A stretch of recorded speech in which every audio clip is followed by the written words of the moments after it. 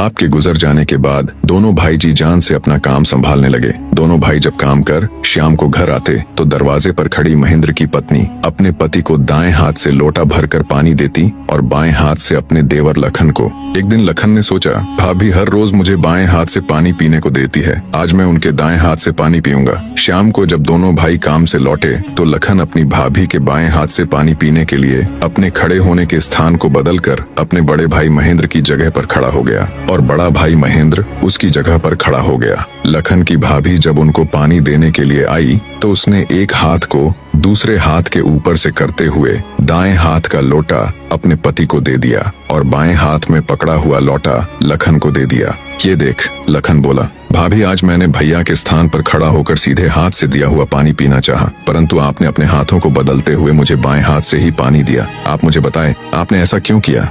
लखन की बात सुनकर उसकी भाभी ने उत्तर दिया, अगर तुम्हें सीधे हाथ का दिया हुआ पानी ही पीना है तो तुम भी अपने लिए सीधे हाथ से पानी पिलाने वाली ले आओ। भाभी की कही हुई बात लखन को चुभ गई। वह बिना पानी पिए ही भाभी से कहने लगा, ये लो तुम अपना पानी का लोटा और मैं यहाँ से जा रहा हूँ और अब मैं तभी वापस आऊंगा जब मुझे सीधे हाथ से पानी देने वाली मिल जाएगी। इतना कहकर वो तुरंत मुड़ा और चल पड़ा। ये देख उसके बड़े भाई महेंद्र ने उसे रोकने की बहुत कोशिश की पर वो नहीं माना और बोला, नहीं भैया, अब तो तभी वापस आऊंगा जब मुझे मेरे योग्य पत्नी मिल जाएगी। इतना कहकर वो घर छोड़कर चल दिया। चलते चलते वह अपने नगर से दूर कांचीपुरम शहर में पहुंच गया। कांचीपुरम का राजा चंद्रसेन एक धार्मिक विचारों वाला व्यक्ति था। उसके राज्य में चारों ओर अमन शांति का माहौल था, परंतु फिर भी राजा चंद्रसेन हमेशा दुखी रहता था। राजा के दुख का कारण था उसकी जवान बेटी चंद्रकला का स्वास्थ्य। चंद्रकला दिखने में तो अत्यंत खूबसूरत थी पर उसे एक असाध्य रोग ने घेर रखा था, जिस कारण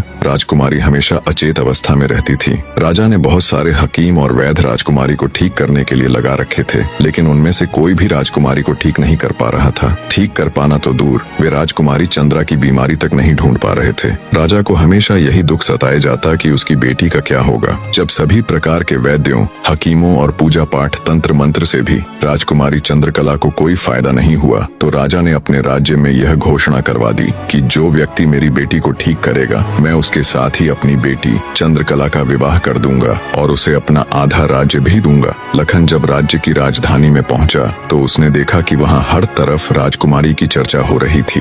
राज्य का हर कोई व्यक्ति राजा की घोषणा और राजकुमारी की बीमारी की बात कर रहा था। जब लखन ने एक व्यक्ति से इस बारे में पूछा तो व्यक्ति ने राजकुमारी की बीमारी से लेकर राजा की घोषणा तक का सारा किस्सा लखन को बताया। सारी बातें सुन लखन कुछ देर वहां खड़ा विचार करता रहा, फिर कुछ सोचकर वो राजमहल की तरफ चल पड़ा।